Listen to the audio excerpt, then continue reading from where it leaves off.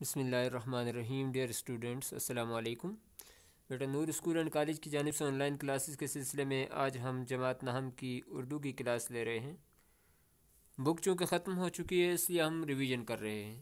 Revision کے اندر ہم exercise کو دیکھتے ہیں اور ساتھ ساتھ آپ کو ہوم ورک بھی دیا جاتا ہے یاد کرنے کے لیے۔ اس لیے بیٹا آپ سب سے پہلے اپنی پینسل اور اپنی کاپی اپنے پاس رکھ لیں تاکہ جو ایکسرسائز حل کی جاتی ہے اس کو آپ ساتھ ساتھ حل کرتے جائیں۔ بیٹے روز روز ایک بات آپ کو بتائی جاتی ہے، مطلع غزل کا پہلا شعر، مقطع آخری شعر، پھر اس کی جو خصوصیات ہیں کہ مطلع میں قافیہ اور ردیف ہوتے ہیں دونوں مصروں میں، اور مقطع میں تخلص استعمال کرتے ہیں۔ قافیہ کیا ہوتا ہے؟ ہم وزن الفاظ جو مطلع میں دونوں مصروں میں ہوتے ہیں اور باقی اشعار کے ہر دوسرے مصرے میں ہوتے ہیں۔ اور ردیف وہ ہوتا ہے جو قافیے کے مطلع کے دونوں مصروں میں آخر میں جو لفظ یا الفاظ آتے ہیں، اور باقی غزل کے ہر شعر کے دوسرے مصرے میں جو آخر میں لفظ یا الفاظ آتے ہیں انہیں ردیف کہتے ہیں۔ اب آ جاتے ہیں بیٹا آج کی ہم ایکسرسائز کی طرف۔ پہلی غزل کا مطلع لکھیں۔ مطلع کے معنی تو آپ کو آتے ہیں نا، پہلا شعر، ٹھیک ہے؟ تو آپ پہلی غزل کا پہلا شعر لکھ سکتے ہیں۔ پھر مجھے دیدہ تر یاد آیا، دل جگر تشنا فریاد آیا۔ یہ پہلی غزل کا کیا ہے جی؟ مطلع ہے۔ پھر اس کے بعد ہے پہلی غزل کے 5ویں شعر کے مطابق شاعر کے گھر اور دشت میں کون سی خصوصیت مشترک ہے؟ اب بھائی شاعر کا گھر اور دشت، دشت تو آپ کو پتہ ہے نا کس کو کہتے ہیں؟ ہاں جی، صحرا کو کہتے ہیں جی، ویرانے کو کہتے ہیں۔ تو آپ کہتے ہیں دشت بیابان میں ویرانی ہوتی ہے، دشت اور بیابان جو ہوتا ہے اس میں کیا ہوتی ہے؟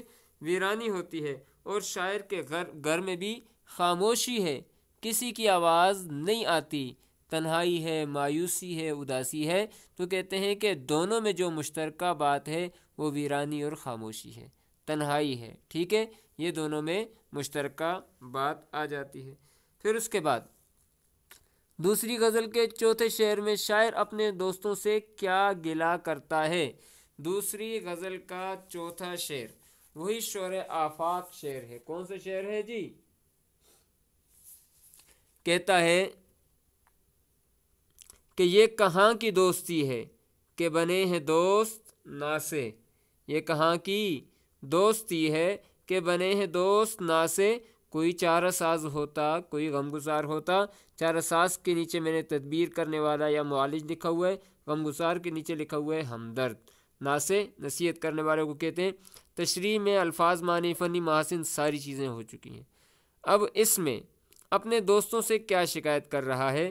شاعر اپنے دوستوں سے اس شعر میں یہ شکایت کر رہا ہے کہ بھائی مجھے آپ مشورے دے رہے ہیں کہ بھائی یہ کام نہیں کرنا ہے، حالانکہ آپ کا کام مشورہ دینا نہیں ہے، ہمدردی کرنا صرف الفاظ سے نہیں ہے، بلکہ آپ کا کام میری مدد کرنا ہے، میرا ساتھ دینا ہے۔ آپ آج مجھے نصیحتیں کر رہے ہیں، آپ مجھے نصیحتیں نہ کریں بلکہ میرا ساتھ دیں۔ دوستوں سے اس بات کا گلہ مرزا اسد اللہ خان غالب کر رہے ہیں، ٹھیک۔